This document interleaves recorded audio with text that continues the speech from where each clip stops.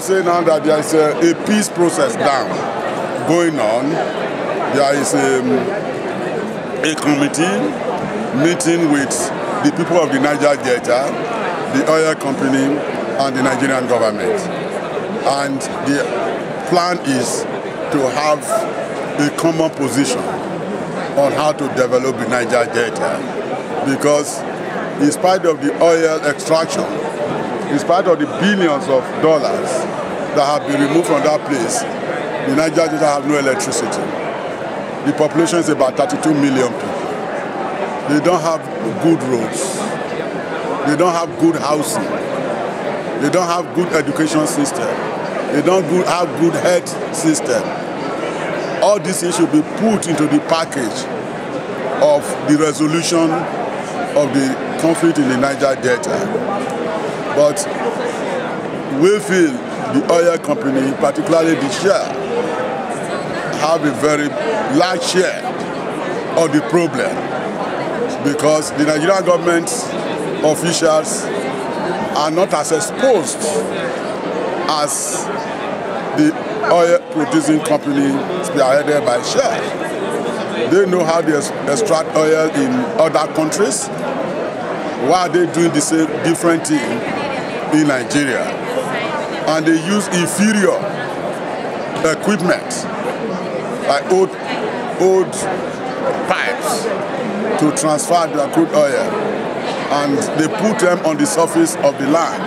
Where in many countries where the Shell extract crude oil is buried by 6 meters inside the ground. So what am I trying to say is that even if the Nigerian government has no vision, they can be directed, they can be enlightened, they can be properly informed on how crude oil is extracted. Though they are looking for profit, that doesn't matter, but the human life is more important.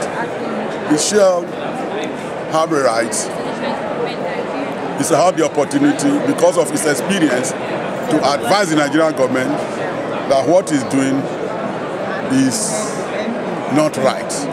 Have things become worse? Or have people become more, divided or weaker or stronger since the executions? The hangings of the activists? Yeah, the people are divided for a number of reasons. Can you tell me about that? Can you say a bit about that and just what happened? Can you just tell people who watch this what happened if people don't know about the activists being hung? And just how that affected the whole movement? Yes, that's also true, because many people are not informed. They lack the right information, and the government take advantage of that. The oil company also take advantage of that. That these people are ignorant, they are poor. Anything you do against them, they have not the capacity to resist.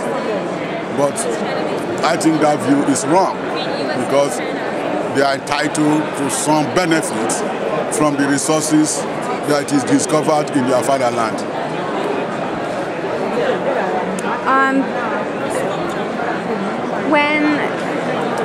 I guess my question is, I'll try to be more clear.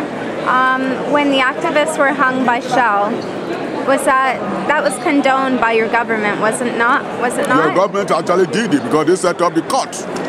And so, I guess what I'm asking is, since that happened, did it make people stronger, or did it make people fearful and become more passive? It made the people stronger. It made people feel a sense of dedication, that no matter what you do, so long you challenge the government's attitude in the oil-rich Niger Delta, they will look for one way or the other to eliminate you. And the people, the youth, felt that the elders were unjustly punished. So after 15 years of the Ogoni, Saro-Wiwa and other Ogoni aides were murdered. Yeah, what did we see? The people, the youth became hardened, and they decide to revenge the killing of the pioneer, the pioneer patriots, the pioneer liberation people who are fighting for justice, the activists. In fact, they see some justice in what those people were doing, and they see the government's action as a denial of justice of the people of the Niger Delta. The killing of the Ogoni people did not deter the youth, the present generation of youth to carry on guns. So it didn't solve the problem. Rather, it aggravated it. What do you think is going to happen here? Do you have any hope at all? Do you have any hope what will come out of this, the COP15? Like, do you think we're going to come to any kind of climate justice solution here? Just the advantage is that COP15 did not start this year. The process has been on since 1992. This is the 15th COP. It's now that I don't know what will belong. The civil society have sensitized world opinion, and the government have now seen they cannot have a place to hide. And there should be a solution to the climate change pending disaster.